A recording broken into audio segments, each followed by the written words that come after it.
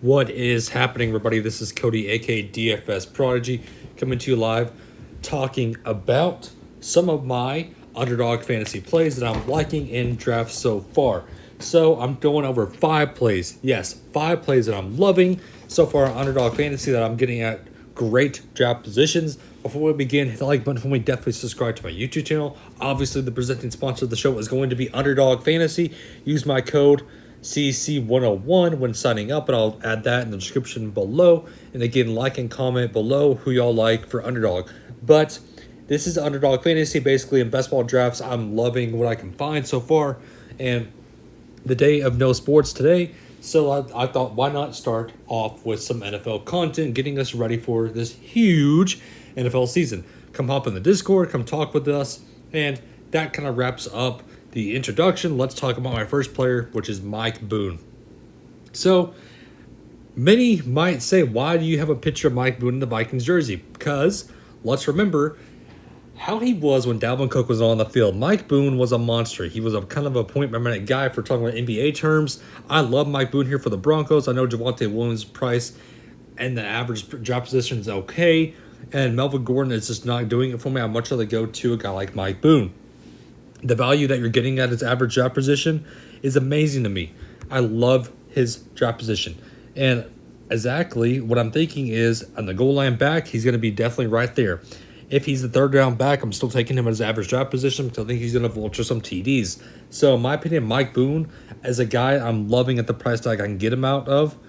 And basically, what I'm seeing is if Javonte Williams somehow gets hurt, the rookie, yes, I know, then Mike Boone's going to step into a starter role. So, at the draft position that you can get out of him, I'm loving it, to be honest with you. And he's one of my guys that I'm locking and loading. The next guy is Justin Fields. Let's not forget about Justin Fields. Where you're getting him, I got him not too long ago at literally like 126 in my drafts. 126, I might repeat. And you're so far looking at a 130, 133 average draft positions. So my biggest thing is Justin Fields is going way too undervalued. I'm loving Justin Fields. If he steps up in the role that I'm thinking he can do, he's going to take over this Bears squad. I love him here. I think the athleticism and the rushing upside that he brings to the table is there. I know Andy Dalton's projected starter, but if Justin Fields turns out to be a stud in training camp and preseason, you can get you some Justin Fields. So I don't mind it. I'd rather just go ahead and pay for him at the price tag I can get for the upside that he brings to the table. I mean, I don't see why not. So give me some Justin Fields at this average draft position. Moving on now to Dalton Schultz. If I can get a Dak Prescott and Dalton Schultz combo, I want to be in love with my underdog draft already. Because if I can get those two studs in, I'm loving what I can do. Schultz, he's being undervalued once again. I love his average draft position. I think he's going to be the main man now. I don't trust Blake Jarwin at all. I think it's going to be Dalton Schultz season. We saw the upside that he brings to the table. Dak Prescott loves him. Enough said and done. And for my hometown squad of the Dallas Cowboys, give me all of Dalton Schultz here. Next is kind of an unfamiliar face, Marquise Callaway. Why do I like Marquise Callaway, might you ask? Do I like some Michael Thomas? Maybe I do. Maybe I don't.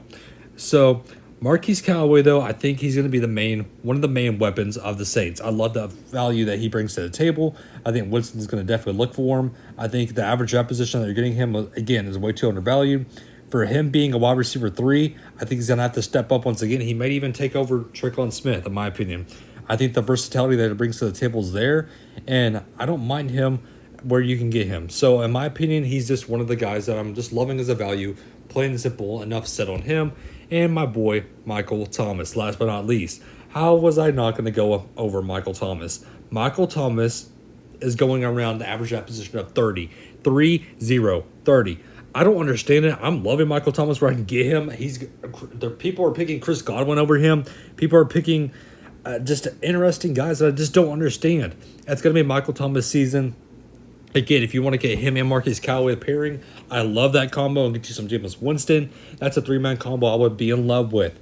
So, in my opinion, Michael Thomas at the average draft position of 30, I don't understand it.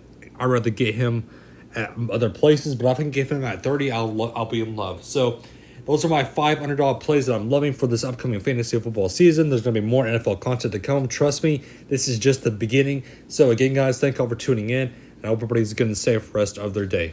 Have a good one, everybody.